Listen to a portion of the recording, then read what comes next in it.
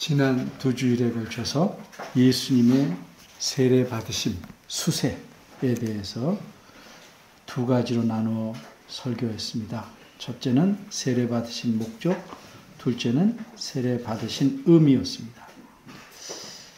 오늘 마지막으로 같은 본문, 같은 제목으로 설교합니다. 앞에 두 번의 설교에서 예수님께서 세례 받으신 목적에 관해서는 설명드렸습니다.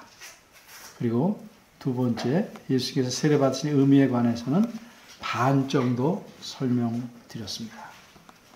오늘 세례 받으신 의미에 대해 마무리하려고 합니다.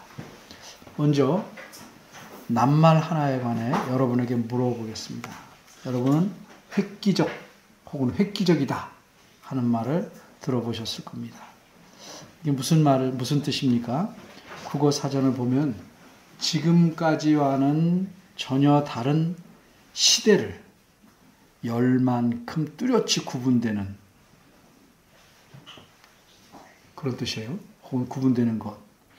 전혀 다른 시대를 여는 날이 아니라 전혀 다른 시대를 열 만큼 그런 뚜렷이 구분되는 어떤 사건.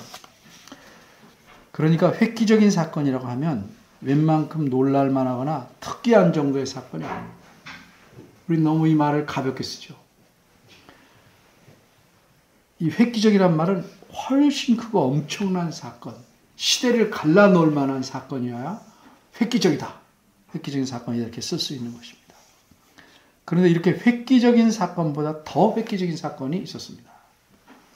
이 사건은 단순히 지금까지와는 전혀 다른 시대를 열 만큼 뚜렷이 구분되는 사건 정도가 아니라 아예 지금까지와는 전혀 다른 기원을 여는 사건입니다. 기원이란 연대를 계산하는데 기준이 되는 해를 기원이라고 해요. 연대를 계산하는데 기준이 되는 해. 그럼 이렇게 기원이 되는 사건은 무엇이었습니까? 그것은 하나님의 아들이 신이신데 세상에 사람으로 태어나신 사건입니다. 여러분 생각해 보십시오. 어떻게 하나님의 아들이 마리아라는 여성을 통해서 아기로 태어나 이 세상에 오실 수 있었습니까? 이런 사건이 그 전에 있었습니까? 또 이런 사건이 이후에도 있겠습니까? 이 엄청나고 놀랍고 위대한 사건이 시대를 계산하고 연도를 계산하는 기준이 되는 기원의 해가 된 것입니다. 기준의 해가 된 것입니다. 올해 2023년인데 어떻게 표현합니까? 서기 2023년 이렇게 말합니다. 서기는 서력 기원이라는 말입니다. 예수님 탄생을 기원으로 하는 그 기원을 재는 달력법입니다. 전 세계적으로 통용되고 있습니다. 또는 서기 2023년을 뭐라고도 표현하냐면 주후 이렇게 표현합니다. 주후. 주님이 오신 후. 우리가 그 이전은 기원 전 혹은 주전 이렇게 표현합니다. 그러니까 예수님이 이 땅에 오신 것이 기원입니다. 기원. 로마자 약자로는 우리가 또 AD 2023년이라고 하는데 이 말은 라틴어로 역시 주님 이후 이런 뜻입니다. BC라고도 쓰죠. 기원전, 예수님 이전 이런 뜻입니다. 이렇듯 하나님의 아들이 예수님으로서 세상에 오신 사건은 정말 글자 그대로 더 획기적인 그런 사건입니다. 그런데 또 다른 획기적인 사건 두 가지가 예수님께서 세례 받으신 현장에서 일어납니다. 우리가 이 두 획기적 사건을 이해하면 예수님께서 세례 받으신 의미를 분명하게 파악할 수 있습니다. 그래서 오늘은 세례 받으신 의미의 나머지 부분을 더 설명하려고 합니다.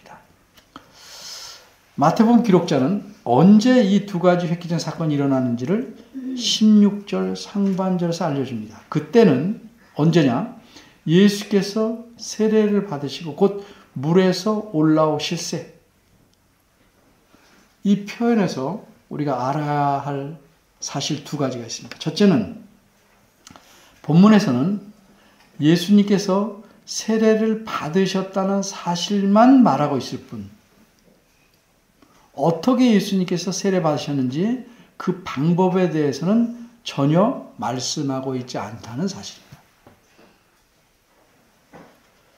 다시 말하면 요한이 예수님을 세례할 때, 예수님에게 세례를 줄 때 예수의 몸 전체를 물속에 담갔는지, 아니면 예수님 머리에 물을 부었는지, 또는 우리가 유아 세례 줄 때 보신 것처럼 뿌렸는지,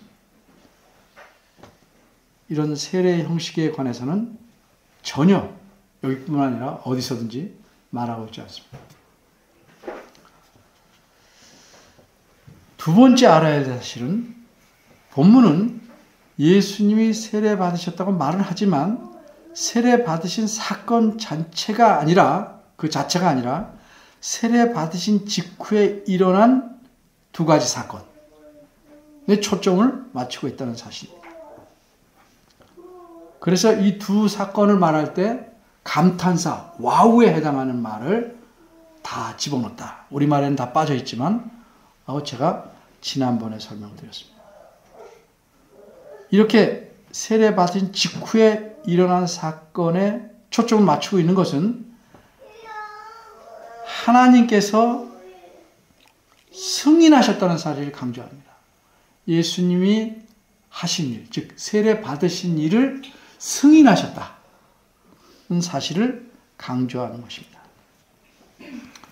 그럼 본문이 강조하고 있는 이 두 가지 획기적인 사건은 무엇입니까? 지난 주일에 말씀드린 바와 같이 첫 번째 사건은 하늘이 열리고 성령께서 예수님에게로 내려오신 사건입니다. 이것이 어째서 획기적인 사건입니까? 여러분 이렇게 질문하실 수 있어요. 성령께서 하늘에서 내려오신 것이 이번이 처음이 아니고 구약시대에서도 계속 하늘에서 사람들에게 내려와 임하지 않으셨습니까? 옳은 질문입니다. 옳습니다. 성령께서 언제 처음에 등장하죠? 태초에 세상을 창조하실 때부터 등장해서 일하셨습니다. 창세기 1장 2절 하반절 보면 하나님의 신이 수면에 운행하느니라 하는 말씀에서 성령께서 활동하신 줄 알게 됩니다. 물론 이 하나님의 신을 구약시대 사람들이 우리처럼 이해하진 못했겠지만 분명히 성령께서 그렇게 하신 것은 확실한 사실입니다. 이뿐만 아니라 성령께서는 몇 가지 예를 들면 사사 온니엘에게 임하셔서 그로 사사가 되게 하시고 이스라엘을 압제자에서 구원하게 하셨습니다. 또 우리가 잘 아는 사사 기드온에게도 강림하셔서 그를 사사로 세우셔서 미디안에게서 구원하게 하셨습니다.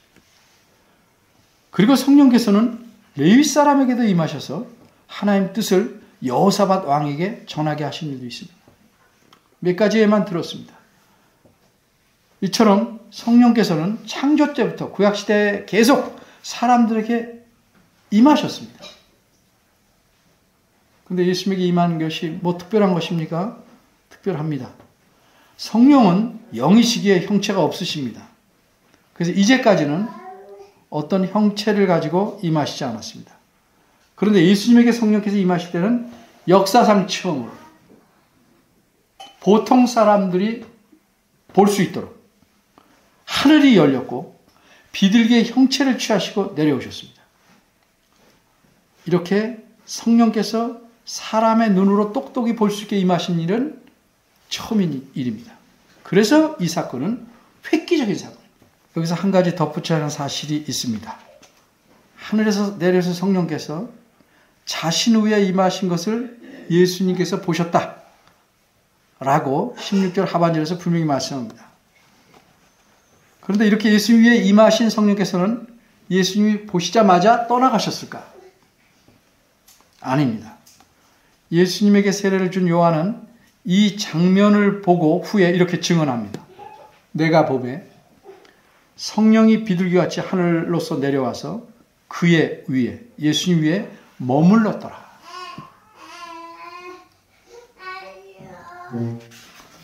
이 증언에서 우리가 알 수 있는 사실은 무엇입니까? 그것은 내가 보매 세례 요한의 증언입니다. 비둘기같이 하늘로서 내려와서 성령께서 그의 위에 머물렀더라. 이 증언에서 우리가 알 수 있는 사실은 무엇입니까? 그것은 성령께서 예수님에게 내려와 그 위에 머물러 있었다 하는 사실입니다. 얼마간 머물러 있었는지 우리는 알 수 없지만 어째서 머무르셨는지 그 이유는 알 수 있습니다. 그런데 그 이유는 오늘이 아니라 다음번 연관된 본문으로 설교할 때 말씀드리도록 하겠습니다. 다른 본문으로 설교할 것입니다. 그럼 본문에서 강조하고 있는 두 번째 획기적인 사건은 무엇입니까? 그 사건이 무엇인지는 17절이 말씀합니다. 17절을 보면 이 사건은 하늘에서 소리가 난 사건입니다. 이 소리는 우리말 성경 아쉽게 소리라고 표현했는데 물체가 움직이거나 어떤 불분명한 소리가 아닙니다. 이 소리는 정확한 소리입니다. 하늘에서 들려온 매우 뚜렷한 음성입니다. 누구의 음성입니까? 음성의 내용을 보면 알 수 있듯이 이것은 성부 하나님이 말씀하신 음성입니다. 이처럼 성부 하나님께서 말씀하신 사건이 본문에서 강조한 두 번째 획기적 사건입니다. 성경을 보면 또 이런 질문이 있을 거예요. 하나님께서는 사람들에게 수없이 말씀하시는데 어째서 이것이 획기적인 사건일까? 그 이유는 하나님께서 친히 음성으로 직접 아들 하나님에게 말씀하셨고 사람들이 들을 수 있도록 말씀하신 첫 사건이기 때문에 그렇습니다. 이렇게 하나님께서 직접 말씀하신 내용이 무엇인지를 이제 살펴보도록 하겠습니다. 정확히 말하면 하나님께서 음성으로 말씀하신 그 말씀은 오늘 본문 17절과는 조금 다릅니다. 마가복음 1장 11절과 누가복음 3장 22절을 보면 하나님께서 예수님에게 말씀하신 표현을 그대로 써놓았는데 다시 말해서 직접 화법으로 기록했습니다. 그 말씀을 원어 순서대로 표현하면 이렇습니다. 너는 내 사랑하는 아들이라. 너를 내가 기뻐하였다. 입니다. 따라서 오늘 본문과의 차이점은 성부 하나님께서 예수님 직접 가르쳐 너는이라고 말씀하셨어요. 본문에서는 이는 이라고 표현했습니다. 이렇게 차이가 생긴 이유는 17절에서 기록자가 하나님 말씀을 이른바 간접화법으로 기록하였기 때문입니다.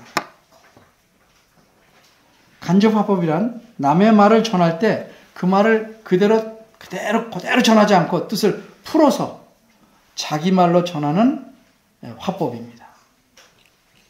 그러기에 간접화법이나 직접 화법이나 말의 내용은 똑같습니다. 어쨌든 성부 하나님 말씀의 내용에서 우리가 예수님에 관해서 마음에 새겨야 할 두 가지 중요한 사실이 있습니다. 그걸 우리가 지금 생각해 보겠습니다. 첫째는 하나님께서 하신 말씀에서 첫째로 알아야 될 게 예수님은 하나님의 아들이시라는 사실입니다. 이 사실은 우리가 하도 많이 들어서 확실하게 믿고 있는 진리입니다. 때로는 많이 들어서 당연하고 진부하다까지 느낄 만큼 그런 확실한 사실입니다. 그런데 이 진리에 대해서 다시 한번 생각해 보아야 할 점이 있습니다. 그것은 성부 하나님 자신께서 직접 이 사실을 증거하셨다는 점입니다. 다른 사람들이 너무 예수님을 좋아해서 착각하거나 그랬으면 좋겠어서 또 혹은 그렇게 믿고 싶어서 만들어낸 사실이 아닙니다. 예수님이 하나님의 아들이라는 사실은 하나님께서 직접 예수님을 가리켜 너는 내 사랑하는 아들이다 라고 말씀하신 사실에서 분명히 드러납니다. 아무도 부인할 수 없는 사실입니다. 성부 하나님, 아버지 하나님이 그렇게 말씀하셨습니다. 그럼 하나님의 아들이라는 말씀 무슨 뜻일까? 우선 분명히 해야 될 사실이 있습니다. 예수님은 하나님의 아들이시니 아버지이신 성부 하나님과는 구별되는 분이라는 겁니다. 아버지였다가 아들 됐다 이거 아니고 아버지 하나님 따로 계시고 하나님의 아들이 따로 계시다. 구별되는 분이다. 예수님 자신도 성부 하나님 가리켜 아버지라고 자주 성경에 보면 호칭하셨고 특히 38년 된 병자를 안식일에 고치셨다고 트집 잡는 유대인들에게 말씀하시기를 내 아버지께서 이제까지 일하시니 나도 일한다. 이렇게 말씀하셨습니다. 또 한 가지 우리가 알아야 될 것은 그 당시 하나님의 아들이라는 표현을 유대인들은 어떻게 이해했는가? 그것을 보고 하나님의 아들이라는 의미를 알아야 합니다. 방금 말씀드린 사건, 유대인들이 예수님을 핍박하고 죽이려고 하는 그 사건에서 유대인들은 예수께서 하나님을 가리켜 내 아버지라고 호칭하자 더욱 죽이려고 했습니다. 그 이유가 무엇입니까? 요한복음 5장 18절에서는 이렇게 말씀합니다. 이는 그가 안식일을 범할 뿐 아니라 하나님을 자기의 친아버지라 하여 자기를 하나님과 동등으로 삼으심이더라. 자기를 하나님으로 말했다는 거죠. 자기도 하나님이다 이렇게 말했다는 거죠. 이 말씀에서 우리는 하나님의 아들이라는 뜻을 그 당시 어떻게 이해했는지를 알 수 있습니다.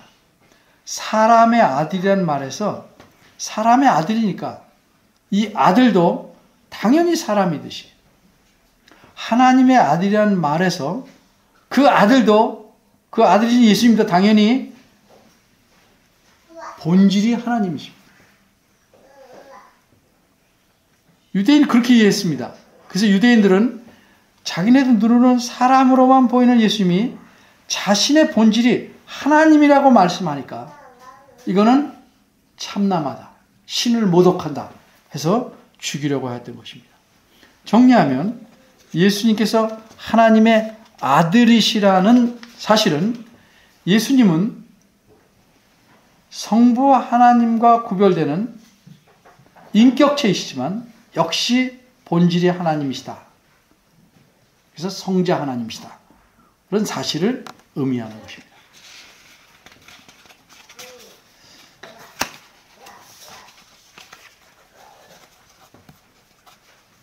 오늘 본문에서 보듯이 하늘에서 하나님의 아버지 하나님의 음성이 들리고 아들 하나님은 강에 서 계시고 나오시고 그러니까 구별된 분이지만 역시 두 분이 본질상 하나님이시다 하는 사실을 말씀하고 있습니다.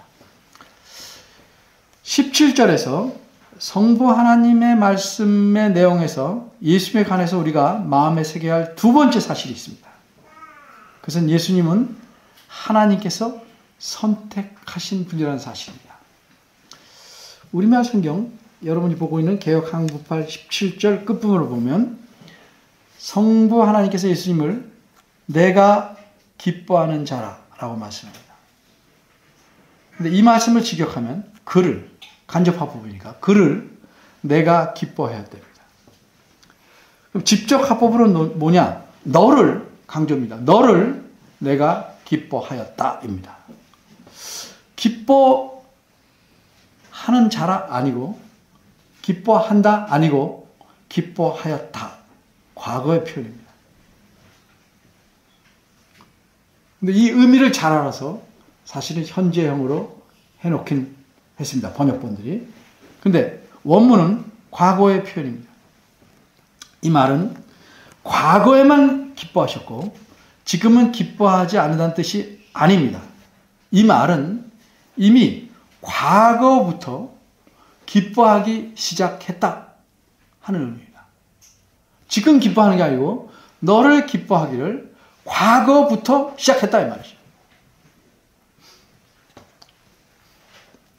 좀 더 엄밀히 말하면 예수님은 하나님께서 말씀하신 대로 하나님의 사랑하시는 아들입니다.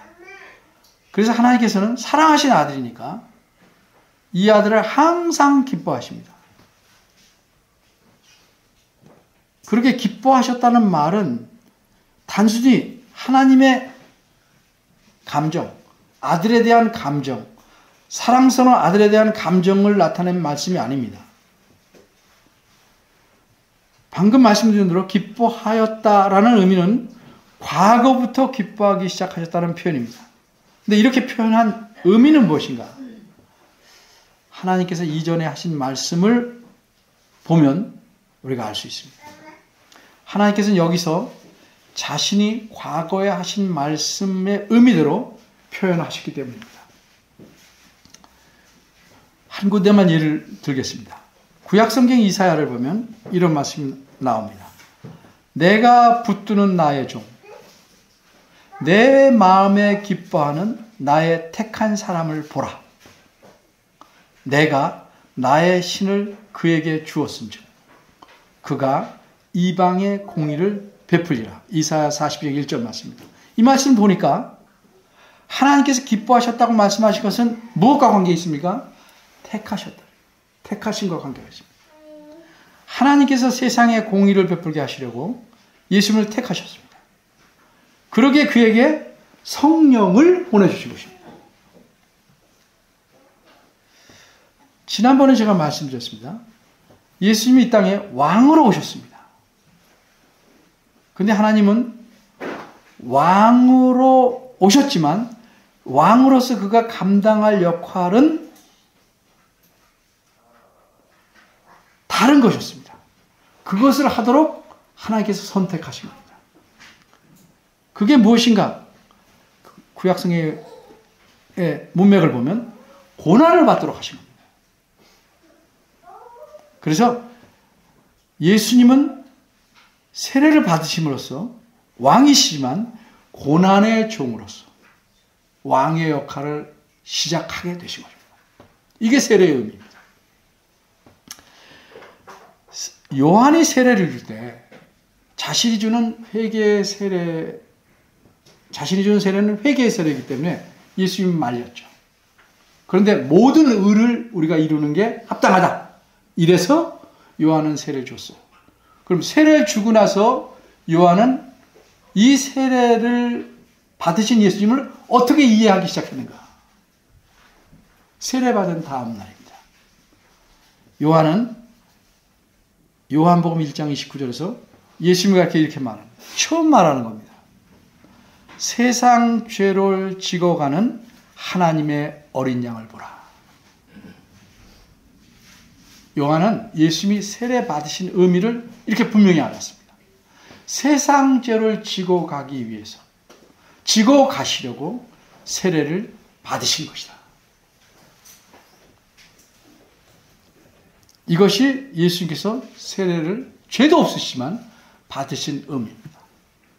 하나님이 선택하신 고난의 종으로서, 여호와의 종으로서 세상 죄를 지고 가시기 위해서 세례를 받으셨습니다. 이것이 예수님의 세례 받으신 의미입니다. 그럼 이런 사실을 우리가 알게 되었는데, 그럼 우리는 어떻게 해야 되는가? 왜 예수님께서 세상 죄를 지고 가셔야만 하는가? 좀 더 가까이 말하면 왜 예수님께서 우리 각자의 죄를 짊어지시고 가야 했는가? 왜 우리 대신 죽으셔야 했는가? 간단하게 정리해서 말씀하는 구절이 있습니다. 로마서 8장 29절입니다. 그 아들의 형상을 본받게 하기 위해. 이게 핵심입니다. 왜 우리에게 믿음을 주시고 은혜를 주셔서 예수를 믿게 하시고 예수 위에 우리의 죄를 짊어지셨는가? 그 아들 예수 그리스도의 형상을 본받게 하기 위해서.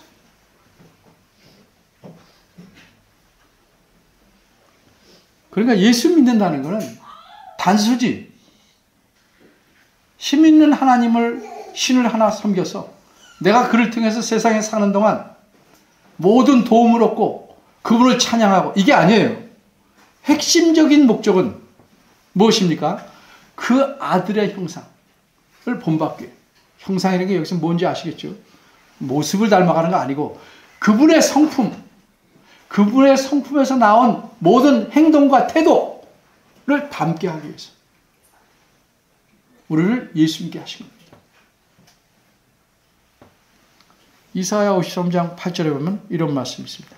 그가 여호와의 종이 그 그리스도가 후에 곤욕과 신문을 당하고 끌려갔으나 그 세대 중에 누가 생각하기를 그가 산자의 땅에서 끊어짐은 죽으심은 마땅히 형벌을 받을 내 백성의 허물을 인함이라 하였으리요. 아무도 그렇게 생각 안 했다는 거죠. 근데 우리는 알지요.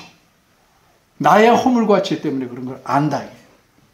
그런데 알기만 하지 모르는 사람과 다를 바 없이 살아간다면 어찌 되겠냐.